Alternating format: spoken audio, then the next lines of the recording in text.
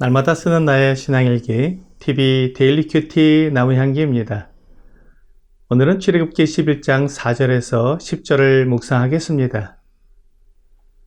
모세가 바로에게 이르되 여호와께서 이와 같이 말씀하시기를 밤중에 내가 애굽 가운데로 들어가리니 애굽 땅에 있는 모든 처음 난 것은 왕 위에 앉아있는 바로의 장자로부터 맷돌 뒤에 있는 몸종의 장자와 모든 가축의 처음 난 것까지 죽으리니 애굽 온 땅에 전무후무한 큰 부르짖음이 있으리라.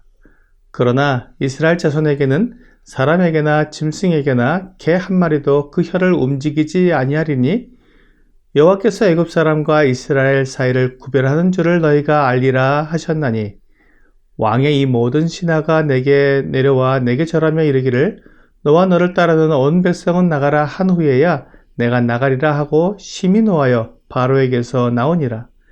여호와께서 모세에게 이르시기를 바로가 너희의 말을 듣지 아니하리라.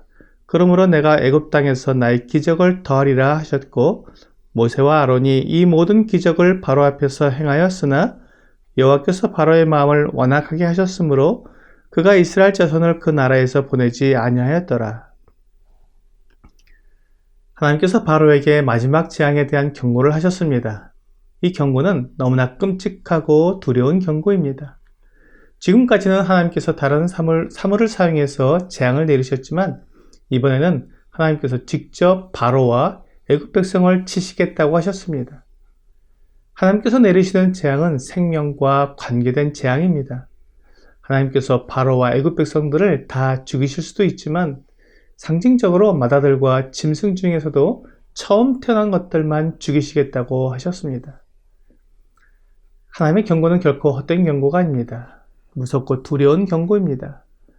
하나님의 말씀은 땅에 떨어지는 법이 없습니다. 이러한 경고를 받았을 때 바로와 애굽 온 백성들이 하나님께 회개하고 용서를 구해야 했습니다. 하지만 바로와 애굽 온 백성들은 하나님의 경고를 받지 않았습니다. 그들은 여전히 고집을 부렸고 하나님의 뜻에 복종하지 않았습니다. 이 회개하지 않는 마음, 고집스러운 태도가 문제입니다. 하나님의 뜻을 아는 것은 그대로 따르기 위한 것입니다. 하지만 하나님께서 경고하시고 기회를 주시는 것을 무시하고 완악한 마음으로 이스라엘 백성들을 보내지 않는 것은 하나님께 불순종하고 하나님과 힘겨루기를 하는 것입니다. 하나님은 그렇게 회개하지 않는 사람들에게 하나님의 엄위한 징계를 나타내십니다.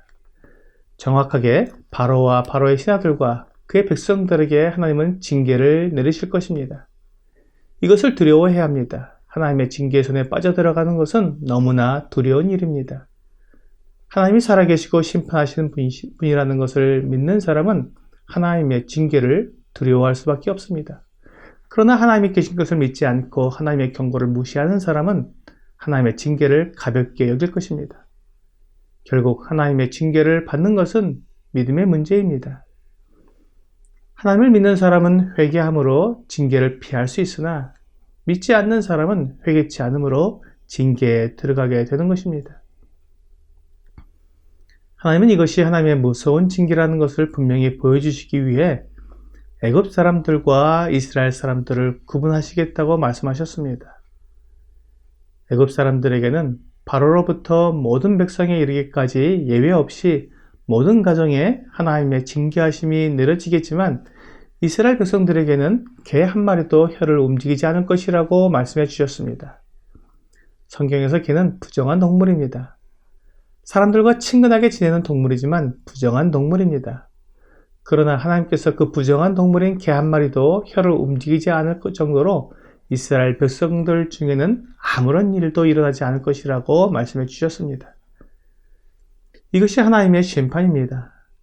하나님은 믿지 않고 불순종하는 자들은 엄하게 심판하시지만 믿고 순종하는 자는 모든 심판을 면하게 해주시는 분이십니다. 요한복음 5장 24절은 내가 진실로 진실로 너희에게 이르노니 내 말을 듣고 또 나 보내신 이를 믿는 자는 영생을 얻었고 심판에 이르지 아니하나니 사망에서 생명으로 옮겼느니라 라고 분명히 말씀하고 있습니다. 하나님은 사람들을 심판하시려는 것이 아닙니다. 오히려 사람들을 구원하시려는 것입니다. 하지만 하나님의 이 구하시는 뜻을 거절하고 믿지 않고 불순종하는 것은 하나님을 경멸하는 것이기 때문에 하나님께서 그가 행한 대로 심판하시는 것입니다. 하나님께서 처음부터 말씀하셨던 이스라엘 백성들을 애굽에서 이끌어내시려는 뜻을 이루기 위해 애굽 땅에서 하나님의 기적을 더하실 것입니다. 이 기적은 죽음의 기적입니다. 하나님께서 말씀하신 대로 장자와 처음 난 짐승들이 죽는 두렵고도 끔찍한 기적입니다. 하나님께서 이 끔찍한 기적을 더하시는 이유가 본문 9절에 나와 있습니다. 여호와께서 모세에게 이르시기를 바로가 너희의 말을 듣지 아니하리라. 그러므로 내가 애굽 땅에서 나의 기적을 더하리라 하셨고, 바로는 하나님의 말씀을 믿지 않고 경고를 두려워하지 않은 채 하나님과 겨룬 것입니다. 아마도 바로는 자기 나라의 힘을 의지했을지도 모릅니다. 자기를 보호하고 있는 군사들을 의지했을지도 모릅니다. 당시 세계에서 가장 강력한 군대인 애굽 군대의 호위병들이 바로를 호위하고 있으니 누가 바로를 건드릴 수 있겠습니까? 하지만 바로가 의지하는 것은 헛된 것이었습니다. 잠언 3장 5절은 너는 마음을 다하여 여호와를 신뢰하고 내 명철을 의지하지 말라라고 말씀하고 있습니다. 하나님을 의지하지 않고 내가 알고 있는 방법, 내가 할 수 있는 모든 수단을 의지하는 것은 부러진 지팡이를 의지하는 것과 같습니다. 오히려 그 모든 것을 버리고 하나님을 의지하는 것이 생명의 길입니다. 하나님은 이 생명의 길로 나오도록 말씀하고 있지만 사람들이 꾀를 써서 자기 생각을 의지하는 것입니다. 오늘의 적용 질문을 보겠습니다. 내가 하나님보다 더 의지하는 것은 무엇입니까? 어떤 사람은 돈을 의지하고 어떤 사람은 자기 힘을 의지합니다. 그리고 어떤 사람은 자기의 지식과 경험을 의지합니다. 하지만 이 모든 것 중에 완전한 것은 단 하나도 없습니다. 돈도 잠시 있다가 사라지는 것이고 힘도 우리를 보호하지 못합니다. 내가 알고 있는 지식이나 경험도 결코 완전하지 못합니다. 그것이 나를 진리로 인도하지 못하고 생명으로 인도하지 못합니다. 오직 하나님께로 피하고 그분을 의지하는 자가 멸망에서 벗어나게 됩니다. 하나님은 언제나 우리를 구원하시며 우리의 의지가 되어주시는 선하신 분이십니다. 하나님은 자기에게 피하는 자를 결코 내어주지 않으십니다. 오늘 하나님께 피하는 자는 결코 멸망하지 않는다는 하나님의 약속을 믿고 그분을 의지하여 생명을 얻는 여러분과 제가 되기를 주 예수님의 이름으로 기도합니다.